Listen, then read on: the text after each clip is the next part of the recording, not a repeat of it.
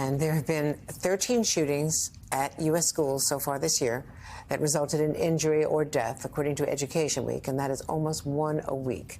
Nearly a decade before the tragedy yesterday in Nashville, 20 children and 6 faculty members were gunned down at Sandy Hook Elementary School in Connecticut. The mother of one of the victims, 6-year-old Dylan Hockley, is reacting to the Nashville shooting, saying, "My heart has broken so many times in the last 10 years. There is nothing but tattered remains. And every day there are more people like me. As my heart dies, my anger grows at cowards and profiteers who stand in the way of protecting children from gun violence." Joining me now is that mother, Nicole Hockley, co-founder and CEO of the Sandy Hook Promise Foundation. Nicole, I'd like to say it's good to see you again, but we only see each other in tragedies. So, I understand. Of course, 6-year-old Dylan, he was killed at Sandy Hook Elementary and found in the arms of a teacher's aide who died trying to protect him. An AR-15 style rifle was used in that shooting. You say you're angry at the cowards and the profiteers who are standing in the way of gun reform. Whom are you referring to? Who is blocking the change? There are, unfortunately, a lot of people blocking the change. In terms of cowards and profiteers, you can put some members of Congress in there. You can put some gun manufacturers in there. You can put some Second Amendment extremists in there. And I use the word extremists particularly because I think there's a lot of people that support the Second Amendment, as my organization does, but don't stand for getting in the way of sensible progress, which is what we need. So the people that are just saying, this is the way it is in America and aren't doing anything positive, that is who I'm referring to when I talk about cowards and profiteers, because they're putting their own needs and desires and financial means ahead of the lives of children and our future. And I just can't accept that.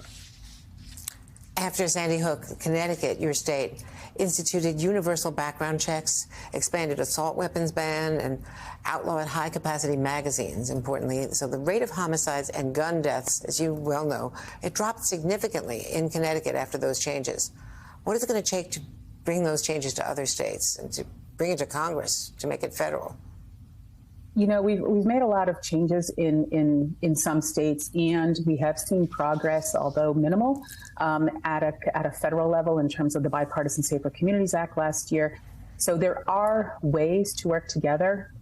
But I think in some respects, and I'm thinking about what James Denley just said, this isn't just about what we need to do at Congress.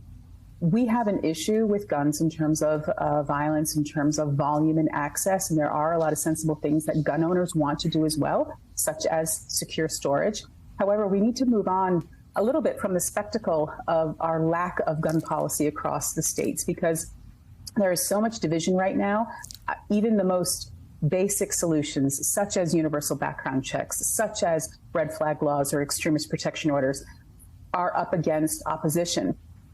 If we mobilize in our communities and engage in how do we look out for each other better, how can we teach our kids to recognize signs, these are things that are proven, and that we've proven it through Sandy Hook Promise, to make a difference and prevent tragedies. But we need that combination of upstream violence prevention to protect people and then support that with legislation. But right now, the legislation is too hard to get because there are too many extreme points of views in the way that aren't focused on solutions, that are just really focused on their next soundbite or the next tweet rather than what it really takes to keep kids safe.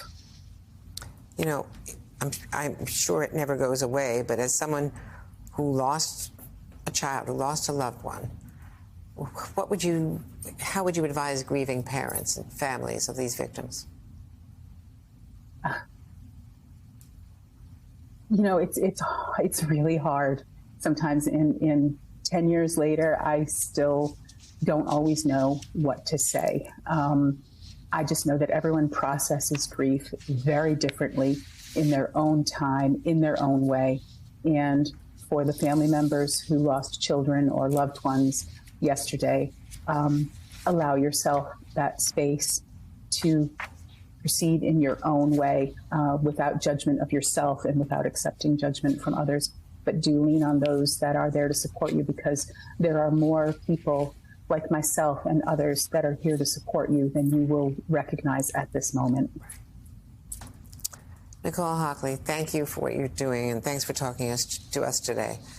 Thank you, Andrea. I'm sure you don't realize how much it helps those people in Nashville to see you as someone who is at least coping and trying to turn a tragedy into something positive.